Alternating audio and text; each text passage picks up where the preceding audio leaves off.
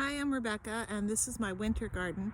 Today is January 28th, and I am going out to start working on the pathways for my garden and to just tidy up a little bit and get ready for some winter sowing, and soon enough, planting for spring. I have been away for about 6 weeks from my garden, returning to my Baltimore home. We had some real cold weather, which was unusual over Christmas, just for a couple of days. But even though I had things covered up pretty well, the Swiss chard is a goner. The only things really still surviving, I had put this tiny little bit of lettuce underneath this bin, and oh my goodness, it's quite warm under there. So that is thriving, and I'm actually going to pick some for dinner tonight, just a tiny little bit.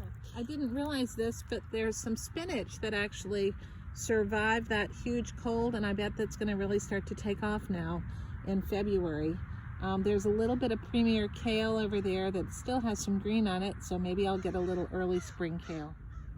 One thing that just always amazes me is the tenacity of life. This is a lemon balm plant that obviously got hammered by the freeze, as it should. But down below, there's a little bit of greenery. So this thing will spring back like crazy, along with the green onions that have sprouted there. That is a prodigious pile of mulch.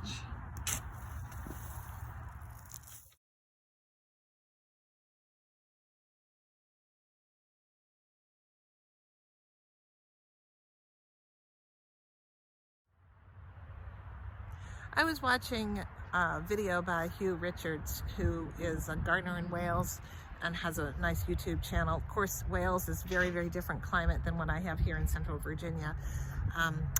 But he had a great suggestion, and his suggestion was have a mission statement for your garden. And I do. I'm not a mission statement kind of person. I generally, when I was working, tried to avoid writing mission statements like the plague. If I could avoid that committee, I would. But my mission statement for my garden this year, and pretty much every year, is grow as much as I can of the things that we love, and to always try something new. New methods, new seeds, new crops. And I have been delighted in the gardening in that respect. That's one of my favorite things.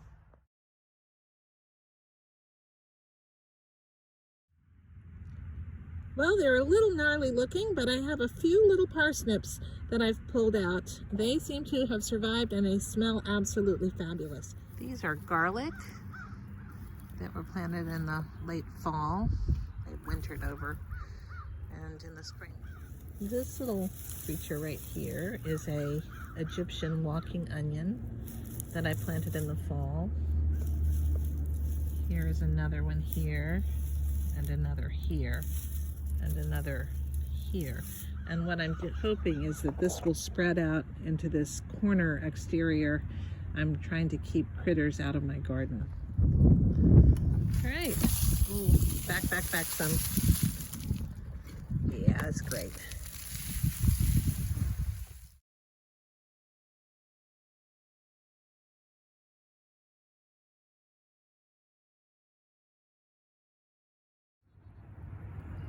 Did I mention I'm so excited about these parsnips?